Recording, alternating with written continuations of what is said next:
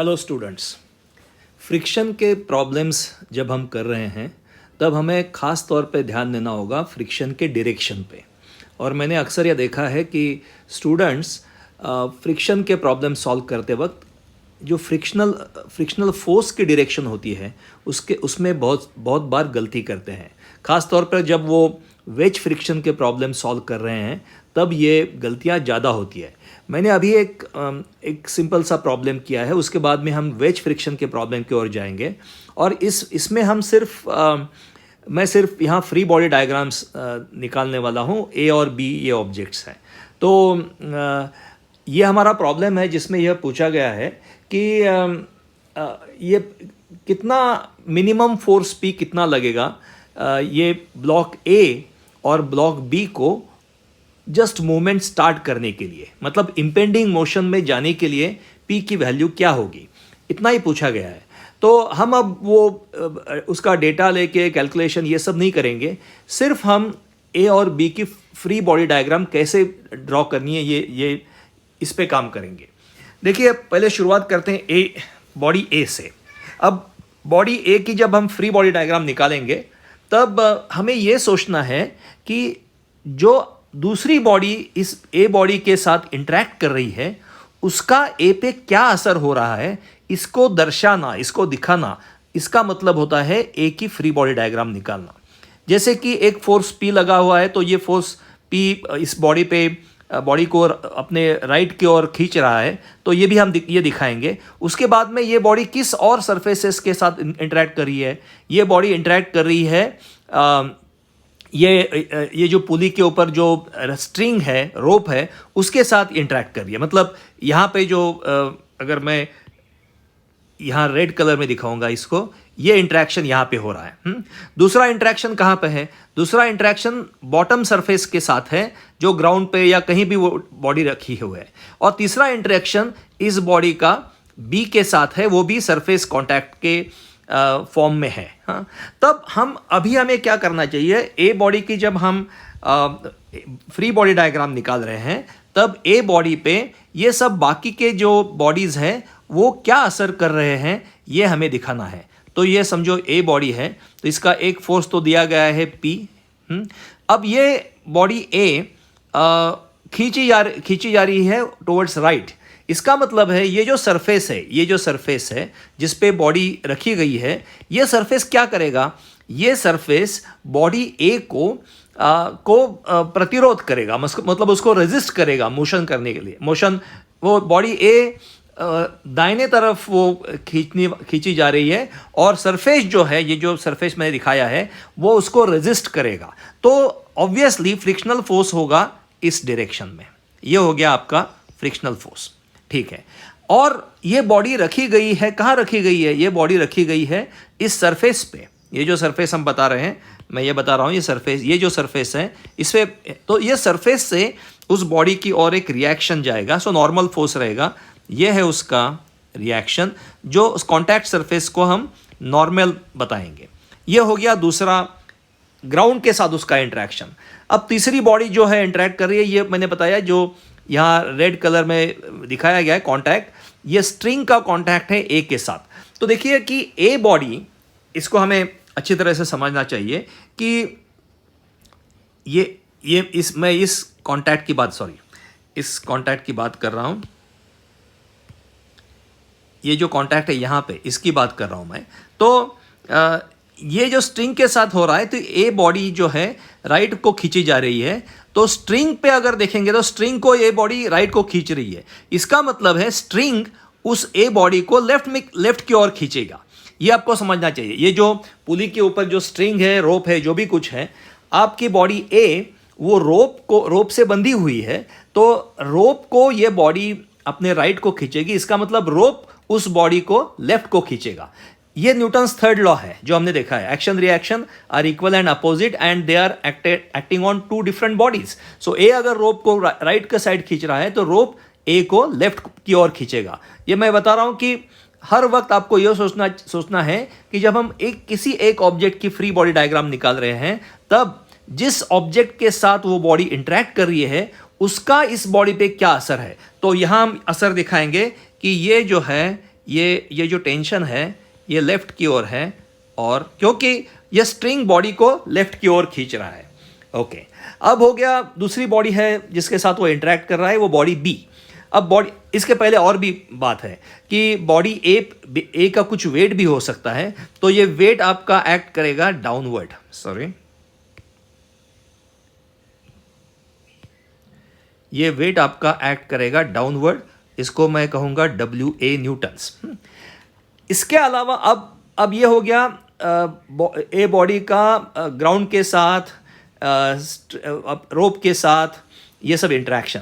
लेकिन ये body B के ऊपर, बॉडी बी ए के ऊपर रखी हुई है, स्वाभाविक है वहाँ भी उसका कुछ बॉडी बी का वेट होगा, वो नीचे एक्ट करता होगा, तो या और बॉडी और जो भी कुछ बॉडी बी का जो है, बॉडी बी से उसके ए के ऊपर कुछ फोर्स आ रहा है, तो उसको भी हम दिखाएंगे इस तरह डाउनवर्ड, राइट। और ये डाउनवर्ड हो गया, तो इसको हम देखिए, यहाँ मैं ना बॉडी बी का वेट नहीं रखूँगा, इसको मैं कुछ R1 कहूँगा इसको। इसका मतलब इसलिए है, यहाँ पे देखिए बॉडी बी का पूरा वेट नीचे आ रहा है, लेकिन अगर इस बी को हमने यहाँ ऐसे टाई किया होगा, सपोज ऐसे कहीं टाई किया होगा, तो पूरा बॉडी बी का पूरा वेट ए पे नहीं आएगा। इसलिए हम ये कह रहे हैं कि जनरल एक फोर्स लगाएंगे वहाँ पे R1, ये R1 होगा आपका एक्टिंग डाउनवर्ड्स, राइट। सो ये हो गया, तो ये सब आपका हो गया बॉडी ए पे जो भी कुछ बॉडीज इंटरेक्ट कर रही है, उन बॉडीज का असर हमने ए पे कैलकुलेट किया है। अब हम बॉडी बी की ये और भी है कुछ है। ए पे देखिए बॉडी ए राइट के साइड खींची जा रही है। अब बॉडी राइट में खींची जा रही है, तो इसका मतलब क्या हो गया कि बॉडी इस बॉडी को बी बॉडी रेजिस्ट करेगी। Body B is in contact with A, तो अगर A is being pulled towards right, तो obviously B will resist its motion. तो इसका मतलब है आपका यहाँ का फ्रिक्शन फोर्स, सॉरी, ये जो फ्रिक्शन फोर्स है, ये फ्रिक्शन फोर्स मैं ब्लू कलर में दिखा रहा हूँ, ये आपका है F, और ये लेफ्ट की तरफ होगा, and that will be mu into R1। देखिए मैंने R1 आपको बताया कि बॉडी बी का वेट है यहाँ पे, लेकिन और भी कुछ फोर्सेस अगर ऊपर लग रहे हैं जो भी है, तो नीचे आएगा R1। यहाँ पे R1 will be equal to weight of body B, और F इज म्यू R1, और F का डायरेक्शन देखिए, बॉडी ए राइट को जा रहा है, तो बॉडी बी उसको रेजिस्ट करेगा। चलिए अब हम ड्रॉ करते हैं बॉडी बी की फ्री बॉडी डायग्राम। अगर बॉडी बी की फ्री बॉडी डायग्राम हमें ड्रॉ करनी है, तो देखिए यहाँ पे ये है बॉडी बी। अब देखिए बॉडी बी पे कौन से फोर्सेस लग रहे हैं। एक तो है, मैं फिर एक रेड कलर में आपको बता रहा हूँ, ये यहाँ का जो है ये कनेक्शन, मतलब ये जो यहाँ पे जो रोप है, वो रोप बॉडी बी पे को कनेक्टेड है। तो ये बॉडी देखिए क्या हो रहा है कि आप पी फोर्स से बॉडी ए को राइट साइड को खींच रहे हैं, और तो ऑब्वियसली बॉडी बी, ये जो रोप है, ये रोप बॉडी को बी को लेफ्ट साइड की ओर खींचेगा, क्योंकि ये पुली से पास हो रहा है। A is trying to move towards right, and obviously B will try to move towards left. तो मतलब हो गया ये जो रोप है बी बॉडी, ये इस रोप की मैं बात कर रहा हूँ, सॉरी, ये जो रोप मैंने बताया है, इस रोप, ये बॉडी बी को जो रोप बंधा हुआ है, वो रोप बॉडी को अपनी लेफ्ट को ओर खींच रहा है। तो we are showing the effect of rope on B, so that the tension will be same, because वो सेम रोप है, पुली के ऊपर जा रहा है, पुली अगर फ्रिक्शन लेस है तो टेंशन सेम है। तो इसका मतलब है कि बॉडी बी पे टेंशन होगा टुवर्ड्स लेफ्ट, राइट। अभी आप देखिए कि बॉडी ए और बॉडी बी पे दोनों पे आप देखिए कि टेंशन जो है is always away from the body. तो बॉडी बी से लेफ्ट और ए से भी लेफ्ट, क्योंकि देखिए इसको आप और अच्छी तरह समझिए। हम दिखा रहे हैं कि बाकी जो, अगर ए की हम फ्री बॉडी डायग्राम निकाल रहे हैं, तो हम देखते हैं कि रोप क्या कर रहा है, ए को, तो ए अगर राइट हैंड साइड को खींचा जा रहा है तो ऑब्वियसली रोप उसको रेजिस्ट करेगा, तो ये लेफ्ट हैंड साइड हो गया। वैसे ही और वही रोप जो बी को अपनी लेफ्ट की ओर खींच रहा है, ये देखिए आप। अब बी का वेट भी कुछ होगा, तो इसको हम दिखाएंगे वेट WB। उसके बाद में फ्रिक्शन, ए और बी के बीच एक कॉन्टैक्ट सरफेस है। ये जो कॉन्टैक्ट सरफेस है मैं ब्लू कलर से दिखा रहा हूँ, इसकी बात कर रहा हूँ मैं, कॉन्टैक्ट सरफेस। तो ये जो कॉन्टैक्ट सरफेस है, इस कॉन्टैक्ट सरफेस को अगर हमें दिखाना है तो हम देखिए, क्या ए राइट साइड को जा रहा है, तो इसका मतलब ये हो गया ए का इफेक्ट बी पे क्या हो रहा है। ए अगर ए बॉडी राइट साइड को जा रही है तो वो बी को भी अपने साथ ले जाने की कोशिश करेगी।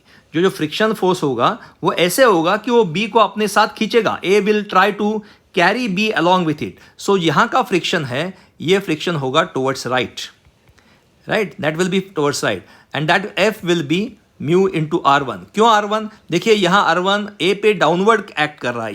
ये जो मैं दूसरे येलो कलर से दिखा रहा हूँ, ये जो R1 है ये डाउनवर्ड एक्ट कर रहा है, लेकिन अब वही R1 बी पे एक्ट करेगा, अपवर्ड एक्ट करेगा। So this is R1, okay, this is R1। तो बस इतनी फोर्सेस है हमारे पास। तो ये ए और बी का अपने फ्री बॉडी डायग्राम निकाला है। तो ये फ्रिक्शनल फोर्स की डायरेक्शन बहुत बार इसमें स्टूडेंट्स गलती करते हैं, और ख़ास तौर पे जब वेज फ्रिक्शन के प्रॉब्लम सॉल्व करते हैं तब तो ये गलतियां ज़्यादा होती है। मैं अभी इसके बाद में एक दो वेज फ्रिक्शन के प्रॉब्लम्स लूँगा और उसकी फ्री बॉडी डायग्राम दिखाऊंगा। शुक्रिया।